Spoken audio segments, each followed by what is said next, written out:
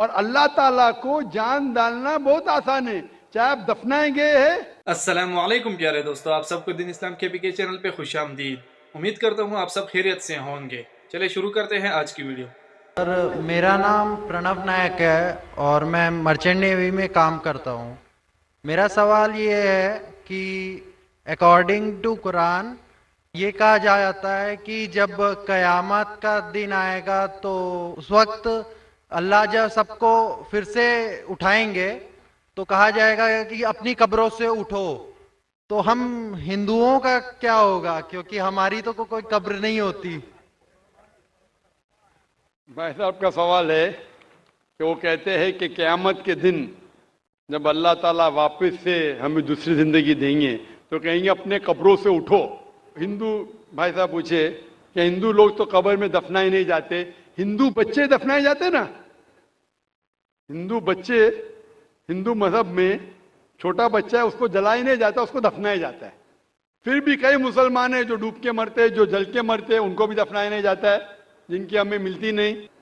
یہ جب اللہ تعالیٰ کہیں گے کہ پھر سے ہم زندگی دیں گے، ضرور نہیں کہ آپ قبر میں سے لے آ جائیں گے، جو بھی انسان مر چکا ہے اس کو نئی زندگی دی جائیں گے۔ قرآن مجید میں اللہ تعالیٰ فرماتا ہے کہ اللہ اس میں جان ڈالیں گے، پھر موت دیں گے، پھر سے جان ڈالیں گے۔ تو اللہ جان ڈالیں گا، چاہے وہ قبر میں ہے، چاہے جلایا گیا ہے، چاہے ڈوب گیا ہے، جو بھی حالت میں ہے اللہ اس انسان میں پھر سے جان ڈالیں گے۔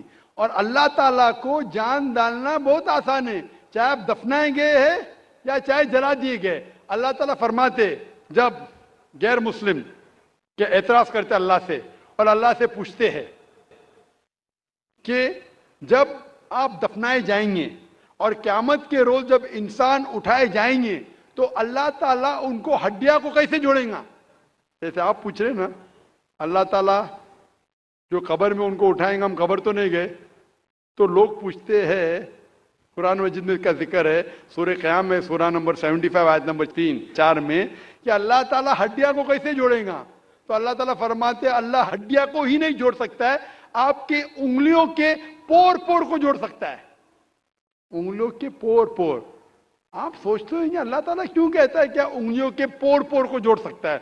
آج کی سائنس یہ کہتی ہے، سر فرانسس گولٹن ایک سائنٹسٹ ہے جو سن 1880 میں ایک ڈسکوری کیے کہ فنگر پرنٹنگ میتھڈ کہ دو انسان کروڑوں لوگوں میں بھی ان کے فنگر پرنٹ یکساں نہیں ہو سکتے۔ تو اللہ تعالیٰ فرماتے ہڈیوں کو تو چھوڑو، میں آپ کے انگلیوں کے پور پور کو اکٹھا کر سکتا ہوں اور ہو بہو ویسے پیدا کر سکتا ہوں۔ تو اللہ کے لیے پھر سے جان ڈالنا بہت آسان ہے، چاہے وہ انسان دفنایا گیا ہے یا جلایا دیا گیا ہے یا ڈوب کے مرا ہے۔ اللہ کو پھر سے جان ڈالنے میں، چاہے وہ مسلمان مرا یا ہندو مرا یا عیسائی مرا، اللہ کو جان ڈالنے میں بہت آسان ہے، کن Fayakun.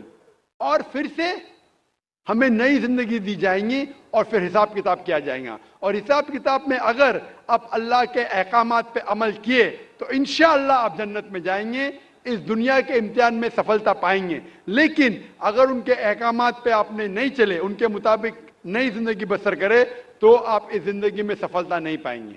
Hope the answer the question. جی ناظرین، یہ تھی آج کی خوبصورت ویڈیو۔